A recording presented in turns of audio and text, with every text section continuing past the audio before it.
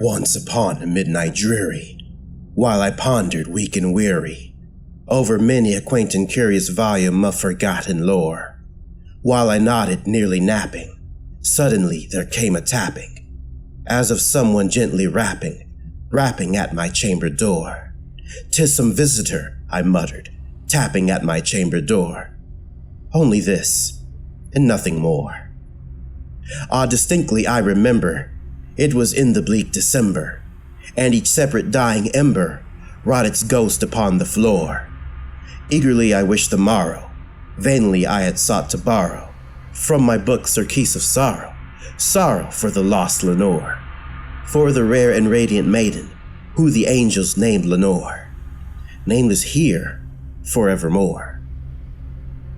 And the silken satin certain rustling of each purple curtain thrilled me, filled me with fantastic terrors never felt before, so that now to still the beating of my heart I stood repeating, "'Tis some visitor entreating entrance at my chamber door.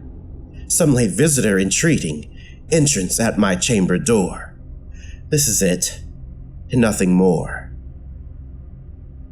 Presently my soul grew stronger, hesitating then no longer. "Sir," said I, "or madam, truly your forgiveness I implore.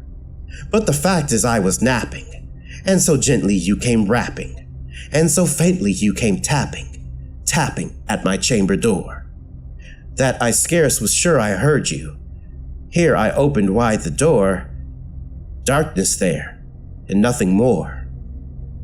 Deep into that darkness peering, long I stood there wondering, fearing, doubting, dreaming dreams no mortal ever dared to dream before. But the silence was unbroken, and the stillness gave no token, and the only word there spoken was the whispered word, "Lenore?" This I whispered, and an echo murmured back the word, "Lenore." Merely this, and nothing more.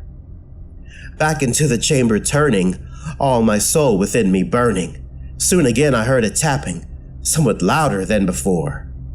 "Surely," said I, "surely that is something at my window lattice. Let me see then, where thereat is, and this mystery explore. Let my heart be still a moment, and this mystery explore. 'Tis the wind, and nothing more." Open here I flung the shutter, when with many a flirt and flutter, in there stepped a stately raven of the saintly days of yore.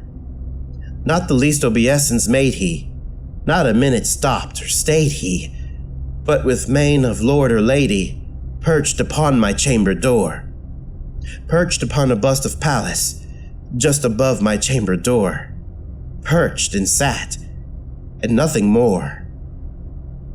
Then this ebony bird beguiling my sad fancy into smiling, by the grave and stern decorum of the countenance it wore.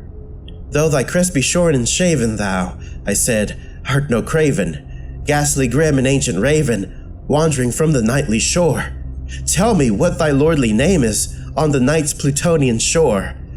Quoth the raven, "Nevermore." Much I marveled this ungainly fowl to hear discourse so plainly, though its answering little meaning, little relevancy bore. For we cannot help agreeing that no living human being ever yet was blessed with seeing bird upon his chamber door, bird or beast upon the sculptured bust above his chamber door, with such a name as Nevermore. But the raven sitting lonely on the placid bust spoke only that one word, as if his soul in that one word he did outpour. Nothing farther than he muttered, not a feather than he fluttered, till I scarcely more than muttered, "Other friends have flown before.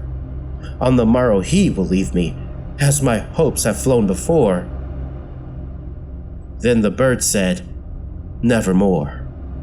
Startled at the stillness broken by a reply so aptly spoken, doubtless said I what it utters is its only stock and store, caught from some unhappy master, whom unmerciful disaster followed fast and followed faster, till his songs one burden bore, till the dirges of his hope that melancholy burden bore, of never, nevermore. but the raven still beguiling all my fancy into smiling. Straight I wheeled a cushioned seat in front of bird and bust and door. Then upon the velvet sinking, I betook myself to linking fancy unto fancy, thinking what this ominous bird of yore, what this grim, ungainly, ghastly, gaunt and ominous bird of yore meant in croaking, nevermore. This I sat engaged in guessing, but no syllable expressing to the fowl whose fiery eyes now burned into my bosom's core. This and more I sat divining, with my head at ease reclining on the cushion's velvet lining that the lamplight gloated o'er, but whose velvet violet lining with the lamplight gloating o'er, she shall press, nevermore. Then, methought, the air grew denser, perfumed from an unseen censer, swung by seraphim whose footfalls tinkled on the tufted floor. Wretch, I cried, thy God hath lent thee, by these angels he hath sent thee, respite and nepenthe from thy memories of Lenore. Quaff this kind nepenthe, and forget this lost Lenore. Quoth the raven, nevermore. Prophet, said I, thing of evil, prophet still, if bird or devil, whether tempter sent, or whether tempest tossed thee here ashore, desolate yet all undaunted, on this desert land enchanted, on this home by horror haunted, tell me truly, I implore, is there balm in Gilead? Tell me, I implore. Quoth the raven, nevermore. Prophet, said I, thing of evil, prophet still, if bird or devil, by that heaven that bends above us, by that God we both adore. Tell this soul with sorrow laden, if within the distant Aidenn it shall clasp a sainted maiden, whom the angels name Lenore. Clasp a rare and radiant maiden, whom the angels name Lenore. Quoth the raven, nevermore. Be what word our sign of parting, bird or fiend, I shrieked upstarting. Get thee back into the tempest and the night's Plutonian shore. Leave no black plume as a token of that lie thy soul hath spoken.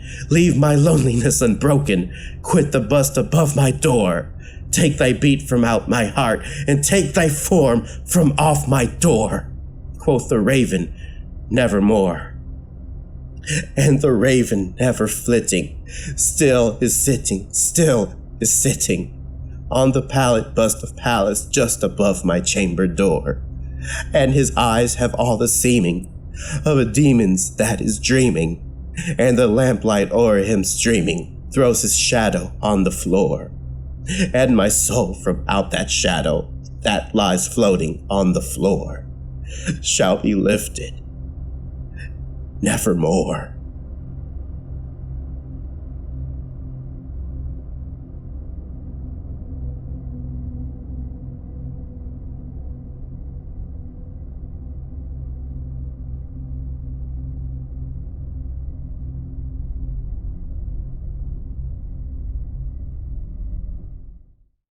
Thank you for listening. If you have a story you'd like me to narrate, then please contact me at twitter.com/NerdxCorexCreep or submit your stories to my subreddit at www.reddit.com/r/HorrorxNerds. If you enjoyed the video, please consider liking, subscribing, leaving a comment, sharing with your friends. Also, make sure you ring the bell to be notified of new uploads as I post them. With that, I'll see you in the next video. Have a creepy night.